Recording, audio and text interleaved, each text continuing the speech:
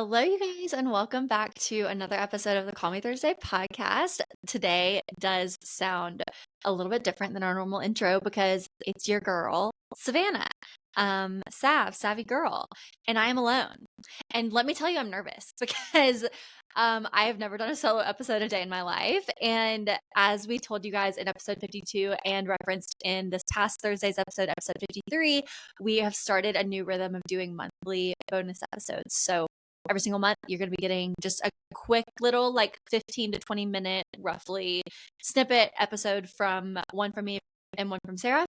And we're really excited about it. And our goal with these is really just to make these more practical. So we tend to talk on Call Me Thursday about the big, the conceptual, the ideas, the concepts, and not always about the practicals. And so we just want to make these really practical and fun. And even though we talked about that we got the ick for ourselves because we were doing a podcast that ended up being very self-helpy, this is just scratching our self-help itch, if you will. So welcome to the first bonus episode of Call Me Thursday, guys. I'm so excited that you're here.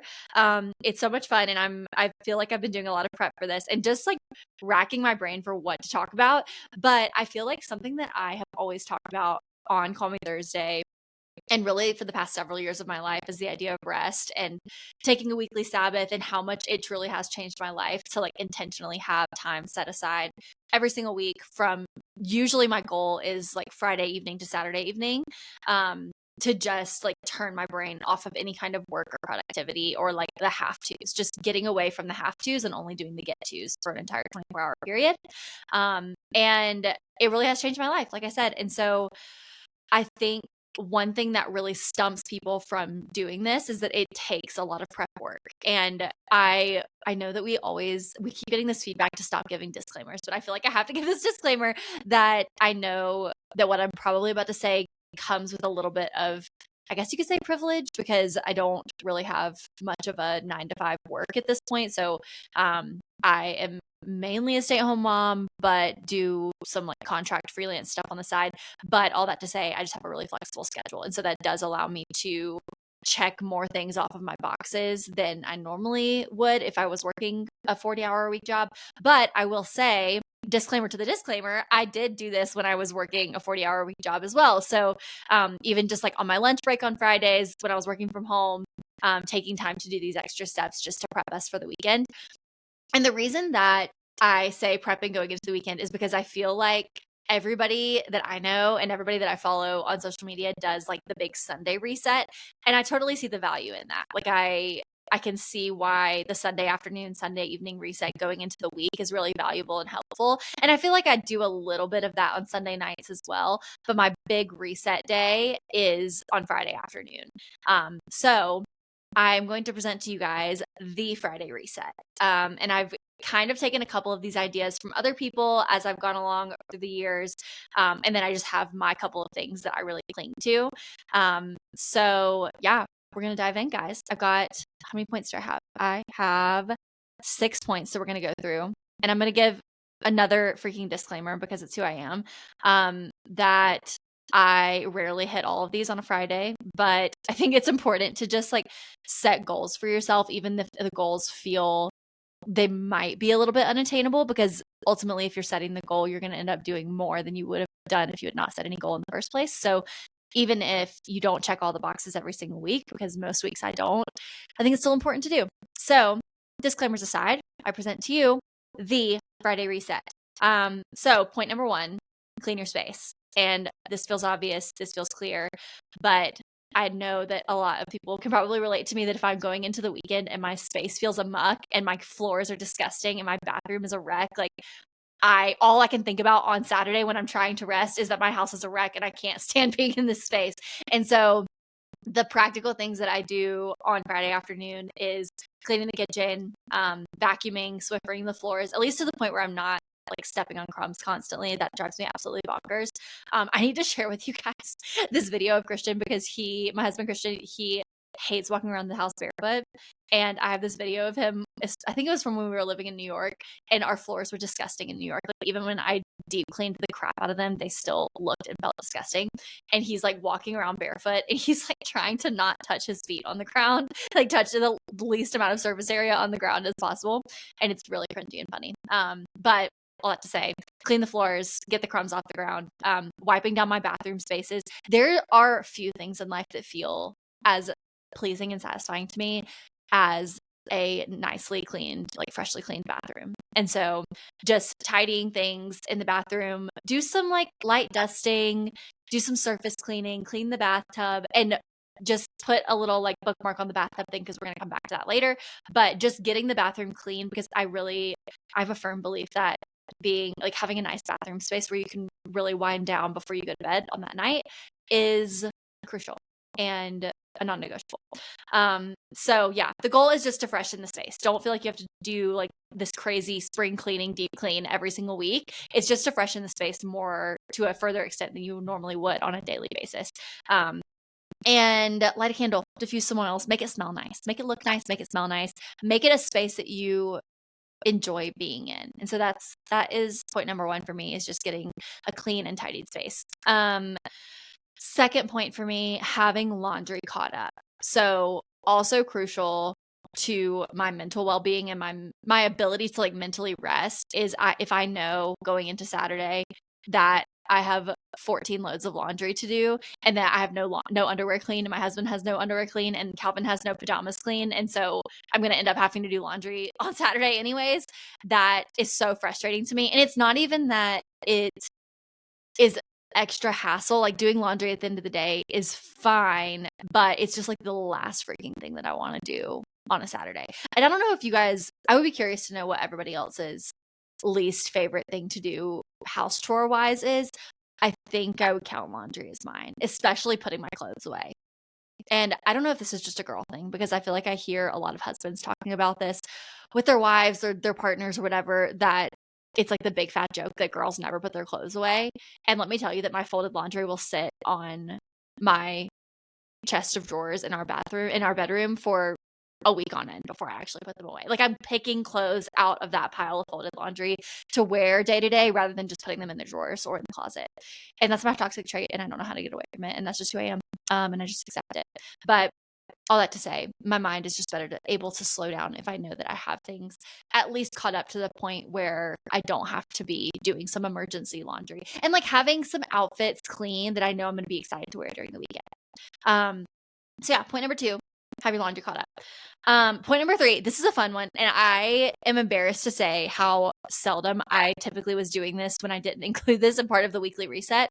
Clean your makeup brushes, girls. Clean your makeup brushes, because we all know how absolutely disgusting those things get.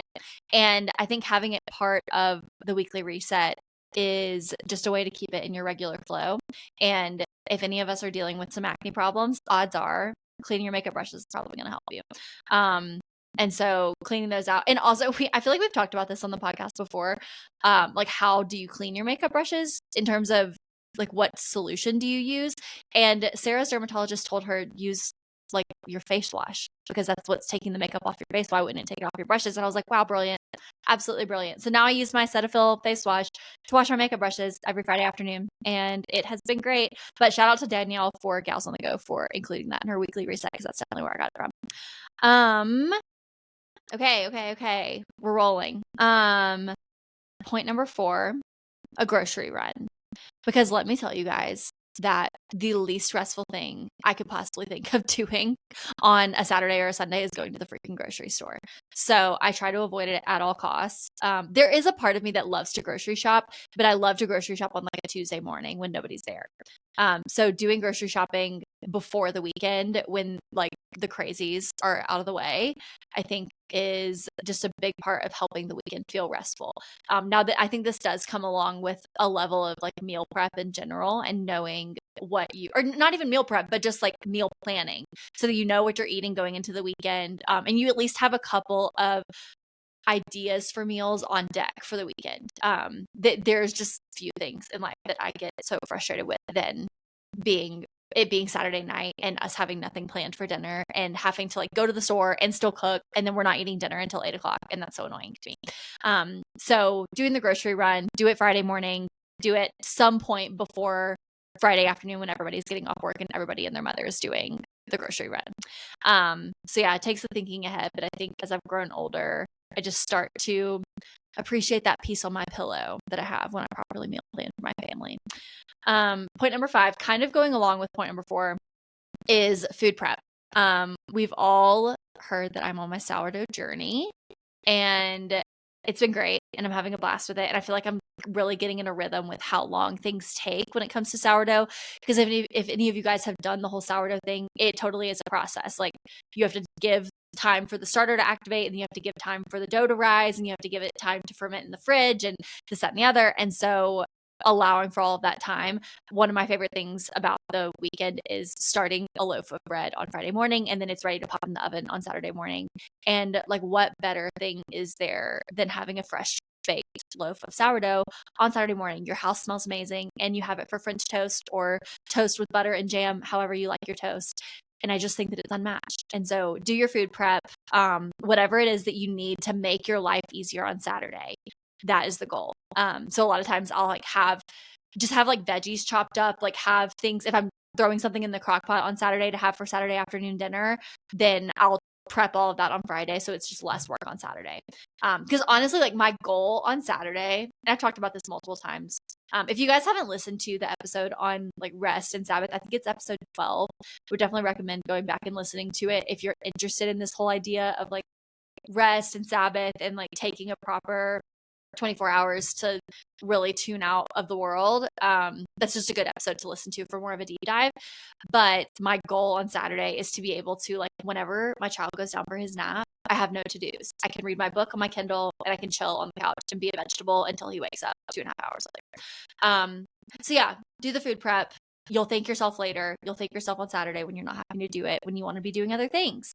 And then final point, that I think this one is a little bit of like a bonus point. Not extremely necessary, but I think it's just a good, like, if I can squeeze this one in, I will, because it makes me feel especially refreshed going into the weekend, is get in a good sweat and a good shower. So when I say a good sweat, I mean, like, especially when it's during the summer, like, go for a run, go outside and get like so unbelievably sweaty that your hair is like dripping sweat, and you feel like exhausted after, and then go take an everything shower. And I hate the term everything shower because I feel like it's the most like basic white girl thing on earth to say, but like, take the long drawn out shower that takes the time. And I just also, I feel like multiple times in this episode I've said, is there anything better than blank, blank, blank? But truly, is there anything better than you get home from whatever it is that you're doing on Friday night? And I'm going to give a little bit more of like an option too for this one also, because I know that not everybody has a 1-year-old and therefore is staying in on Friday nights. I know that most young adults are not staying in on Friday nights, but that's usually our flow. And so, but what I was going to say earlier is, whenever you like come home from whatever it is that you're doing on a Friday night, and then you take like a long drawn out hot as heck shower, I'm talking like so hot that you can almost not stand to be in it for just a few minutes, and you take that shower and you get out to where your body is just like so exhausted because of how hot of a shower you took, and then you like put on your lotion and you do your moisturizer, and your hair is wet, and you get in bed and you like fall asleep because you're so exhausted from your shower. That's pristine and unmatched in my opinion. So I guess that's kind of option 1. But if you are a normal socializing person that does not have a child at home, or you do the babysitter thing, which is totally fine, that's just not in our current flow right now. But if you like go out on a Friday night, I think it's still important to, like, even if you don't have the margin to fit in like the sweat and shower, to at least do like come home, take proper time to like unwind in the bathroom. And this is where I'm circling back to my bathroom thing, is that you have a clean bathroom so you can come home, you can take a bath, you can chill, you have your Kindle, you have your wine, whatever it is that you're into, and you can just like have time to unwind in your nicely cleaned, nice smelling bathroom on a Friday night. And then you go to bed and you're extremely relaxed. And it's so relaxing. And I love the moments when I can feel like my home feels like a spa. That's the goal. And it truly just feels like such a treat. So however you have to fit these things into your schedule, maybe it's like you're having to do all this during nap time like I do, or like 15, 20-minute increments at a time while your kid is independent playing, or you're having to squeeze this in like during your lunch break, or maybe you only have like an hour or so after work before your Friday afternoon plans. That's totally fine too. I think it's just important to, if you want to go into Saturday feeling like, okay, Saturday is going to be my day full of get-tos and not have-tos, that it's going to feel like a treat. So yeah, those are my 6 points, guys. That is how I do my big Friday reset. And like, as I'm talking about all of this, I'm like, I really feel inspired to actually get all this done on this Friday, because your girl has just, so, some days you just be slacking, and some days it can feel like life gets so overwhelming and you just don't have the margin or the wherewithal to get it all done. But I think like a lot of things in life, if you just put in the work ahead of time, you're going to thank yourself later and you're going to feel a lot better for it. So I wish you all a very restful weekend this weekend, and I hope that this helps you in a practical way.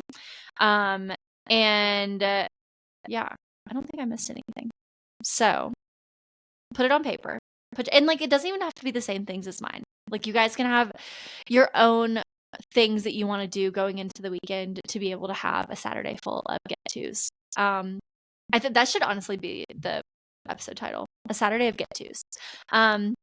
Anyways, I'm going to end up rambling on this. Guys, solo episodes are hard. Ugh.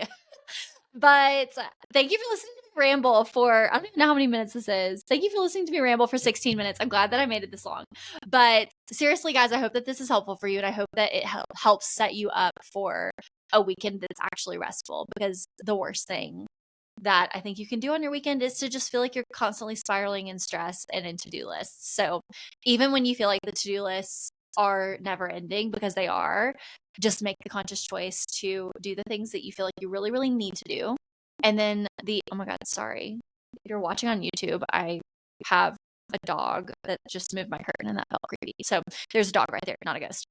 Anyways, well, enough rambling, guys. Thank you for listening to another episode of the Call Me Thursday podcast. Thank you for listening to the very first bonus episode of Call Me Thursday with yours truly, Savannah Chavez. Be sure to follow us on Instagram at Call Me Thursday podcast. Subscribe to us on YouTube, like this video, and don't forget to hit the follow button on your podcast app so you never miss an episode. And as always, we would love if you would leave a 5-star review and let us know why you're loving the pod. So Sarah's not here, but we'll call you Thursday. Bye.